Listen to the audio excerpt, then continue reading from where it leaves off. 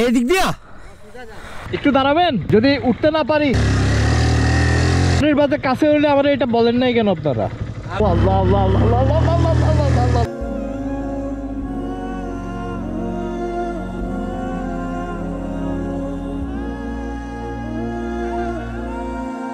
অ্যাডভেঞ্চারের লোভে আমার তো এদিক দিয়ে লালাখাল যায় না, চাক্কাটা সামনে নেন, এখানে এক পা দিলাম, ঠিক আছে। যদি পড়ি আর কি ধরি আপনারা ঠেলেন, সামনে চাক্কাটা একদিন ধরেন। ঘাম বেড়ে গেছে। জৈন্তাপুর তো এটাই, শাপলা ফুলগুলা সকালবেলায় খুব, এখান থেকে জাস্ট আমাবিল যে বর্ডার আছে ক্রস করলে এই মেঘালয়। একটু ঘুরে দেখবো আর কি, কতটুক পর্যন্ত যাওয়া যাবে। ফাইনালি ইন্ডিয়ার গেট। ডাউকি এখন যাওয়া যাবে না, এখানে চক্কর কাটতেছি কি ডাউকি কই ডাউকি কই। নিচে হচ্ছে 0 পয়েন্ট টোকরা আর কি। সিদ্ধান্তহীনতায় আছি, টাফ হবে জীবনটা, তো সাবধানে যাইতে হবে আর কি। গুলি করছে ওই সাইড থেকে। আরে এইসব জায়গায় যদি বাইক হাই হায় বালুমে নেই জায়গা। ওরে বাবারে, হ্যাঁ ও তাই, আজীব এক ব্যাপার। বাংলাদেশি ভারতীয়। কোয়াইনঘাট 8 কিলো, এটা হচ্ছে জাফলং চা বাগান। আমি রাধানগর বাজার আসছি, এখান থেকে আমাকে এদিকে যেতে হবে। আর দেখি, আচ্ছা আমি যদি পিছন দিকে চলে যেতাম ওইটা হয়তো ওয়াইনঘাট হয়ে যাচ্ছে, সবাই ওইটা বলতেছে। তো হাফিজ ভাই যেটা একটা ডিরেকশন দিয়েছিল যে স্মার্ট দেখে কোনো ছেলে বাইক চালায় এরকম কাউকে জিজ্ঞাসা করতে, ঠিক ওইটাই হয়েছে। পুরা সবুজ পাখি, এগুলো কি পাখি? আই গেস এখন যে প্রথম যে টার্নটা আছে এদিকে বামে চলে আসছে আর কি। হ্যাঁ পুঞ্জি পাংতুমাই, এখানে আমি একটু দেখাই আসলে কি হয়েছে। যে আমি হচ্ছে এখানে, তো এখান থেকে আমি শর্টকাট মারতেছি এখানে, হ্যাঁ, আর না হলে আমাকে এইভাবে ঘুরে এভাবে যেতে হতো। আর এখানে জায়গাটাও, ও আল্লাহ, আবার টার্নিং, ওর সামনে তো রাস্তাই নেই।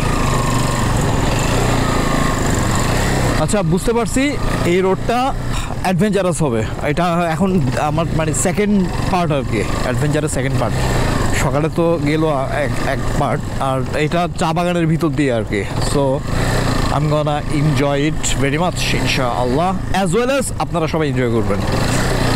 ঠিক আছে, জাফলং টি বাগান, যা ঢুকে বললাম। এই ডানে না বাম, আল্লাহ এইসব ডান বামের চক্করে তো আমি কাহিনী শেষ, কাহিনী হয়ে যাবে। সোজা গেছে এদিকে, আর এদিক দিয়ে গেছে একটা রোড। কোন দিকে রাস্তা আছে? হ্যাঁ ডানে, আচ্ছা আচ্ছা ঠিক আছে। পতাপু আছে নাকি? পতাপু কি? I don't have any idea. Okay, যাই হোক যাইতে থাকি, বিসমিল্লাহ।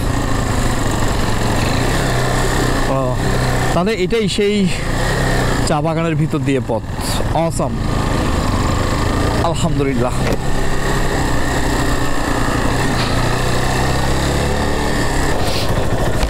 সুবহানাল্লাহ, কি রাস্তা! ওইটা তো চিনতেই পারতাম না। অনেকক্ষণ চা বাগানের ভিতর দিয়ে চালাইছি, এরপরে আল্লাহু আকবার, বাহ, আমার দেখে মিসকি মিসকি হাসি দিচ্ছে এই চা বাগানের এরা। এদিক দিয়ে তো চিনতেই পারতাম না। ইউটার নিয়ে এদিক দিয়ে ঢুকে গেছি, ভাইজানের রাস্তা বলে দিছে। এখানকার পরিবেশ কি অন্যরকম, সুবহানাল্লাহ। আচ্ছা ঘুরে আবার এদিক দিয়ে আসছি। ওকে, ফ্যান্টাস্টিক। আল্লাহ জানে ঠিক রাস্তায় যাচ্ছি কিনা। মানে ভাইজান আশা করি ভালো মানুষ হবে, চোরা কপ্তা হামলা চালাবে না পিছু সামনে গিয়ে। এর দিকে যাচ্ছি, আবার উত্তর দিকে যাচ্ছি, ওই যে পাহাড়ের সারি। যাই হোক না কেন, সোজা ভাষায় নতুন একটা রাস্তা এবং একটা থ্রিডিং একটা রাস্তা আর কি। মানে কি আছে সামনে, আমি খুবই এক্সাইটেড।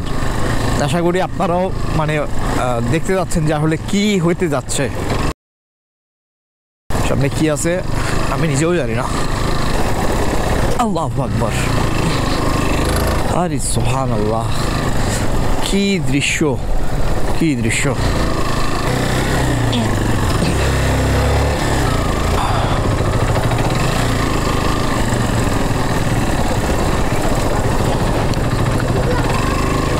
মুশকিল এখানে, এত আঁকা বাঁকা পথ, এত ডাইভারশন, কোন দিকে যাব বোঝা মুশকিল।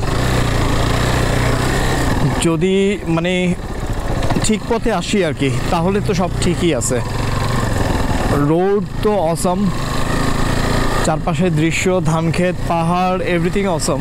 জাস্ট চিন্তা করতেছি যে ঠিক পথে আছে কিনা, একটা ছবি হবে। হ্যাঁ, ওদিকে উঠে ওইদিক দিয়ে তো সোজা ওইদিকে যাবেন। বামে চলে যাব? না না, বামে ওইদিকে রাস্তা যাবেন আপনি। এদিকে যাওয়ার পরে মধ্যখানেই দেখবেন যে দুটো রাস্তা আছে। হ্যাঁ ওইদিকে হ্যাঁ, আপনি ওইদিকেটাই যাবেন। ওই দিকেরটা যাবো। ওইদিকেটা গিয়ে আবার মেইন রোড উঠবেন। আচ্ছা, রোড আছে, রোডে উঠে আবার আপনি বাম দিকে যাবেন। ও আচ্ছা, একটু জিজ্ঞাসা করতে হবে মনে হয়। হ্যাঁ আচ্ছা আচ্ছা, ঠিক আছে, দেখি তাহলে। থ্যাংক ইউ ভাইয়া।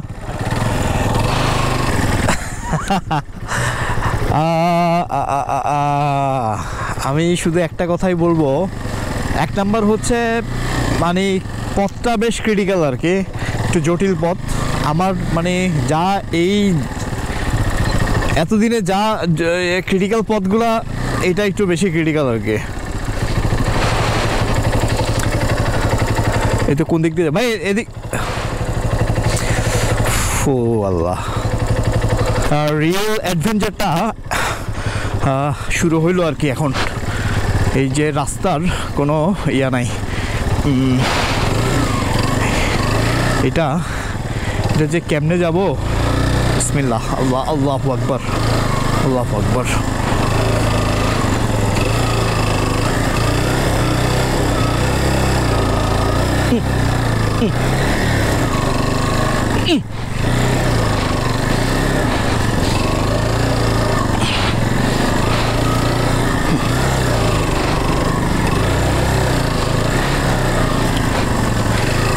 যাবে মোটরসাইকেল?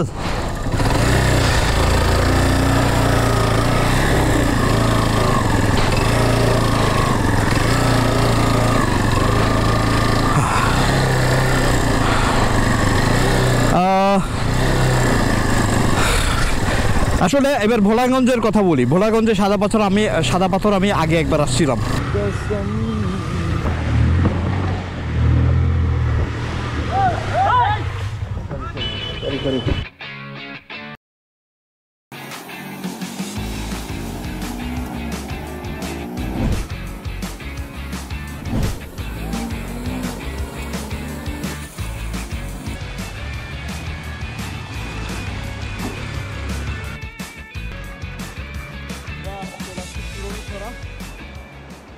গভীরতা কতটুকু? গভীর অনেক, বাইকের চাকা অনেক ঘুরবে না, তবে চ্যালেঞ্জ নিলে সম্ভব।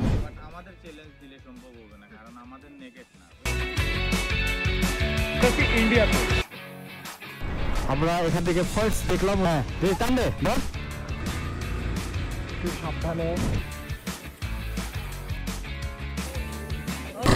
তো তখন ওইখানে যে লোকাল জায়গাগুলো, ওগুলাতে খুব অ্যাডভেঞ্চার করছিলাম, ওইটা মজা ছিল। কিন্তু এইটা অসাম, প্রতিটা ইঞ্চি ইঞ্চি করে অনুভব করতেছি। আসো, পিচ্চিকে আমার ভিডিও ক্যামেরাম্যান, ওকে অ্যাসাইন করছিলাম। ওফ, বর্ডার ধরে ধরে যেতে হবে। সুবহানাল্লাহ, আল্লাহ তাআলা আমাকে অনেক ভরে ভরে দিছে, আলহামদুলিল্লাহ, নিয়ামত। আমি এটা আল্লাহর কাছে শুকরিয়া করি। এখন কোন দিক দিয়ে যাব? সেই দিক দিয়ে ফলো করতে হবে আর কি, সামনে যদি কোনো গাড়ি টাড়ি পাওয়া যায়। রাস্তা ভুলে চলে যাওয়া যাবে না। খুবই সুন্দর। ওই যে বিজিবি আমাকে বললো বর্ডার ধরে ধরে যেতে। এদিক দিয়ে আরেকটা রোড গেছে, ওইটা নাকি।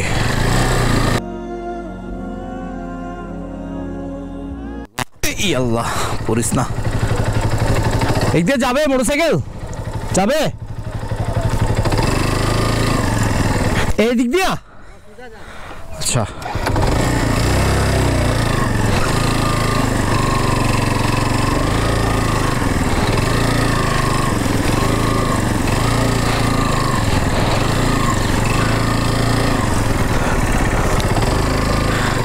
এখন যদি বলে এটা পাংথুমাই রোড না, তাইলে তো ধরা। সুবহানাল্লাহ, বাঁশঝাড়ের নিচে দিয়ে যাচ্ছি। রাত হয় নাই তো জিন ভূতের পরোয়া এখন করতেছি না ডানে না বামে যাব, সব সময় এই সমস্যাটা পড়ি, মানে ডানে যে দেখি আগে। ভাই পাংতু ভাই কোন দিকে? পাংতু ভাই ঠিক আছে।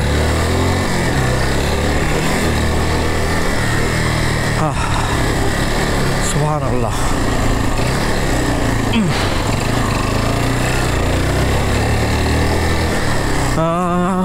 পাংতু ভাইটা কোন দিকে? পাংতু ভাই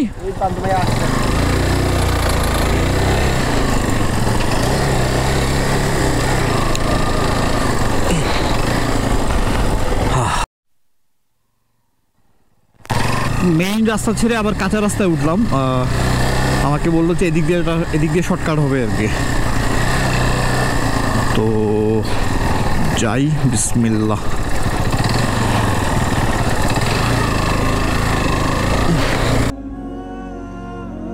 এখন টাইম তো আসলে ইয়ে করে ফেললাম, তো এখন এই 4:30 বাজে, তো আধা ঘন্টা পরেই তো মাগরিব। তো আমি বিছানাকান্দি পৌঁছালাম, ধরলাম যে ট্রেনে গেলাম, ওখান থেকে তো আবার ভোলা সাদা পাথর যেতে হবে, ওইখানে তো আবার আরও 1 ঘন্টা তো অন্ধকারে যেতে হবে আর কি। কিন্তু অন্ধকারে যাওয়াটা সমস্যা না, সমস্যা হচ্ছে রাস্তা, মানে অন্ধকারে তো সমস্যা, চেনাটা, লোকজন পাওয়া যায় না, এই আর কি।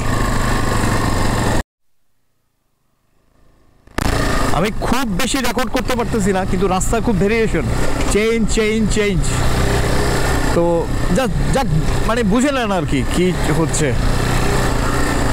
এতক্ষণ গ্রামের রাস্তা ধরে আসলাম,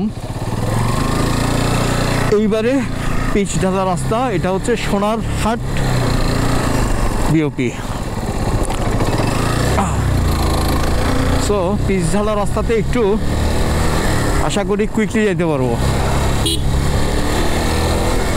আবার শুনলাম যে বোটে করে নৌকা পার হইতে হবে।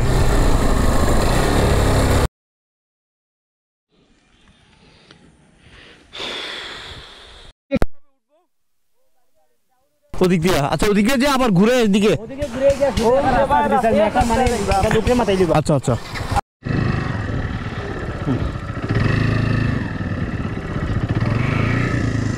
এবার হচ্ছে চ্যালেঞ্জ এটা পাড়ি দেওয়ার। আল্লাহু আকবার।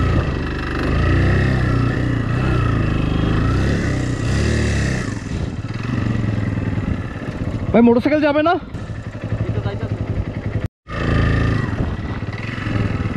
বিসমিল্লাহ, আল্লাহ ভরসা।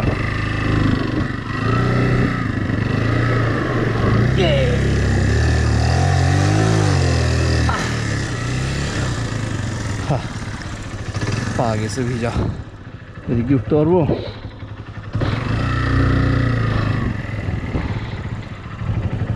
ভাই একটু দাঁড়াবেন, যদি উঠতে না পারি।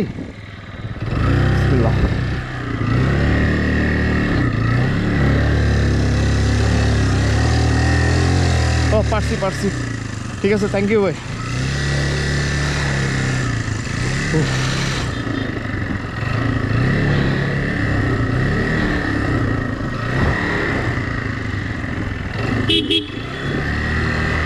ওরে খারাপে যাবো কোন দিক দিয়ে? বিছানাকান্দি কোন দিকে ভাই? এদিকে?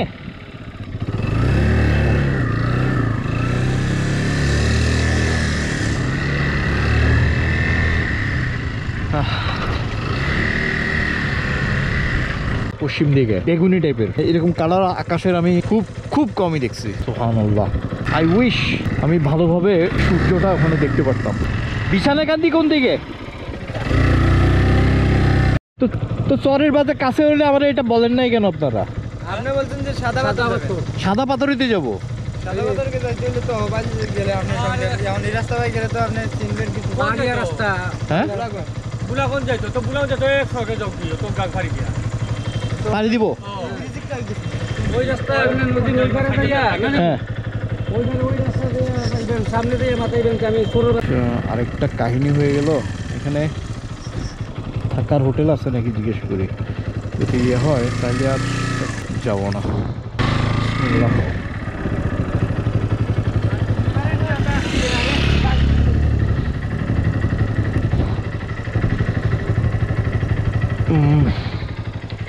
কি যে বলবো, বলার কোনো ভাষা নেই। নানান কাহিনী আর কি, নানান কাহিনী। পথ যে এক একজন এক এক রকম পথ, এক এক রকম পথ বলতেছে। এখন আমার এটা যে কোন দিক দিয়ে পাড়ি দিব। ও আল্লাহ আল্লাহ আল্লাহ আল্লাহ আল্লাহ আল্লাহ আল্লাহ আল্লাহ আল্লাহ আল্লাহ আল্লাহ। ওরে পানি তো ভয় পাইছি আমি, অনেক পানি উঠে গেছিল। এক পা আবার ভিজছে, এই পা ডান পা দুবার ভিজছে। আচ্ছা ব্যাপার না, এখন কোথায় কোথায় দিয়ে উঠবো?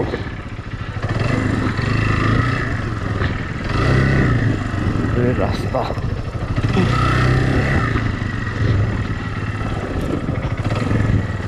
দিক দিয়ে উঠবো।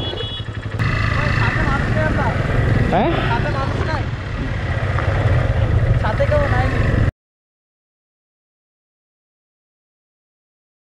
সাথে কেউ নাই।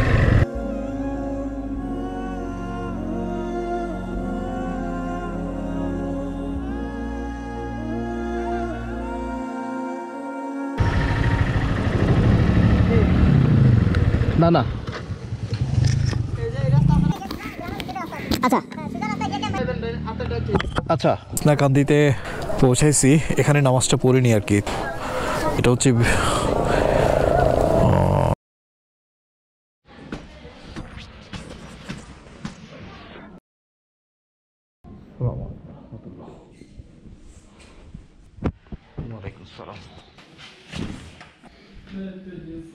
টাইম হচ্ছে 7:30 বাজে। কিছুক্ষণ রেস্ট নিলাম। এখানে একটু আপডেটটা বলি আর কি। এই যে একটা বাসার ভিতরে একটা রুম আর কি, এখানে ব্যবস্থা হয়েছে। আমি বিছানাকান্দি এসে হাফিজ ভাইকে ফোন দিছি। হাফিজ ভাইকে, উনি হচ্ছেন ভোলা সাদা পাথরের ওইখানে যে টেন্ট এবং সার্ভিস গুলো দেন, ভোলাগঞ্জ ক্যাম্প সার্ভিস। ওনাকে যখন এখান থেকে ফোন দিছি, এরপর ওনাকে আর ফোনে আমি রিচ করতে পারতেছিলাম না।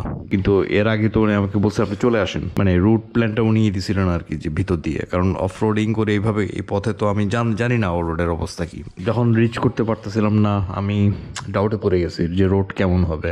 কারণ এতটুকু পথ আসছি, এইরকম রোড আসলে এভরিথিং এই রোডের ভিতরে মানে লাইক সুপার কম্বো বলা চলে, এভরিথিং আছে। এটা অলরেডি আপনারা দেখছেন। এখানে কোনো হোটেল নাই, কিছু নাই। পরে একটা হোটেল পাইছি, জলপরি নাম, এটা খুবই হাই প্রাইস বলতেছে এক রুম। পরে লোকাল একটা বাসার এখানে আসলাম, বাড়ির মালিকের সাথে কথা হইলো। উনি বলছে হ্যাঁ আমার এখানে থাকতে পারেন, কোনো সমস্যা নেই। প্রাইস হচ্ছে মাত্র 200 টাকা। এই আর কি, একটা ফ্যামিলির ভিতরে একটা রুম আর কি, খুবই নিট অ্যান্ড ক্লিন।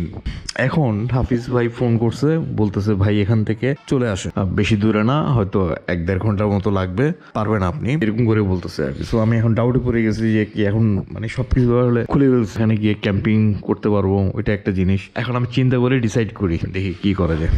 এখন টাইম হচ্ছে রাত 9:30। আমি এখানের স্থানীয় হোটেলে যে খাইছি শিং মাছ দিয়ে, খুবই সুস্বাদু। 90 টাকা বিল আসছিল আর কি। শিং মাছ হচ্ছে 60 টাকা। আচ্ছা যাই হোক, আমি এখানেই রাত্রে থাকতেছি, এটাই হচ্ছে আর কি সিদ্ধান্ত। সকালে ইনশাল্লাহ ভোলাগঞ্জ। সো আর কথা নয়, আজকের জন্য এইটুকু। সবাই ভালো থাকবেন এবং প্লিজ কমেন্ট করবেন আজকের এপিসোডটা কেমন লাগলো। দেখা হচ্ছে আগামীকাল ইনশাল্লাহ।